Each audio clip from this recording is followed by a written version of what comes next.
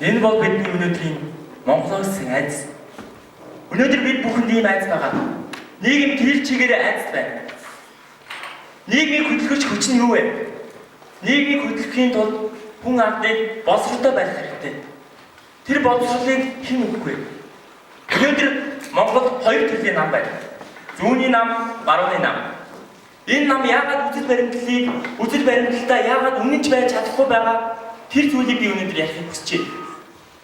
Өнөөдөр хоёр барууны нам, зүүнний нам нэгдснээрээ нэг зүйл болснороо ард түмний амьдралыг үгүй хийж байна.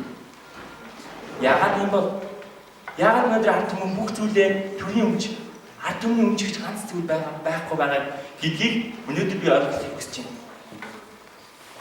Бидний ээж аав нар биднийг сайн амьдруулахын төлөө хичээж байгаа.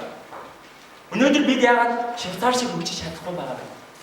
Энэ улс яг 20 жилийн өмнө Монгол шиг, яг Монголын өнөөгийн нийгэм шиг энэ байдалд хүрсэн байсан юм аа. Ерөөсөө эрх мэдэл, мөнгө, ардчлалыг ард түмнийг өгөө хийж байна. Магадгүй өнөөдөр чи удамжинд явж байгаа, автобусанд явж байгаа төрөв чи алдчихлаа. Уцаа алдчихлаа. Хоёр улсын их хурлын гишүүд чиний бүх байгаа зүйлийг чи авчлаа. Ирээдүйд чи хулгайлцлаа. Аль нь чам хүн зүйтэй вэ? Энийг чи бодоод үзээрэй. Гэхдээ энэ бүх зүйл нь биднийг эргээд юуны төлөө яг юу хийх гээд байгаа юм бэ гэдэг зорилгыг маань ухамсарлуулах тэр зүйл нь багмаа.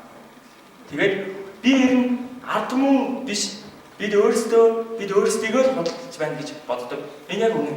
Өнөөдөр дасгал 4 суурь багтаа байх ёстой. Бид нэгдүгээр ил тод байх ёстой. Бид нэгдүгээр шудраг байх ёстой. Бид нэгдүгээр оролцоотой түнштэй байх ёстой.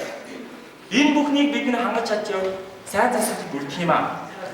Оросын төвч Николай Карамзины Орос өнөөдөр юу болж байна?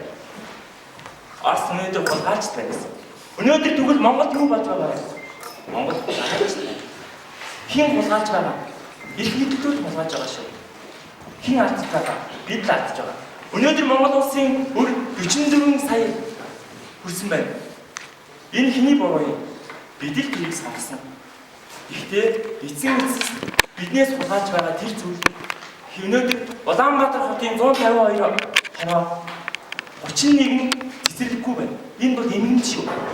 119 мянган хүүхдийн 90 мянган өвөөцөс сургууль 30 мянган төгрөг гэртээ заажтай зарим нь шатаж өгч байна. Энэ бол эмгэн. Би энийг эмгэн гэж бодож байна.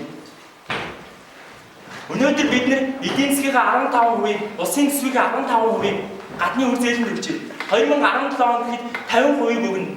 Энэ биднэрт юуг харуулж байгаа вэ? Бид нар өнөөдөр ямар ч өдөрлөггүй, ямар ч чиглэлгүй явж байна.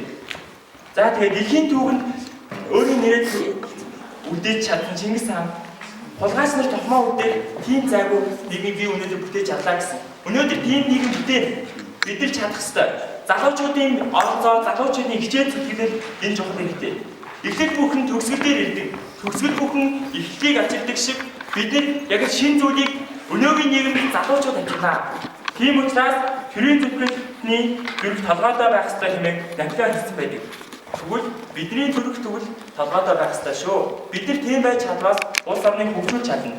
Эцсийн үнэн бол шудраг үнний хаалга юм аа. Бид нар шудраг үнний өмнө ирчээд хизээж бурхан чи шудраг биш байна гэж хэлэхгүй. Бурхан биднийг дээрээс харж байгаа. Бурхан эрх мэдлүүдийг юу хийж байгааг харж байгаа учраас бид нар энд оршиж байгаа юм аа.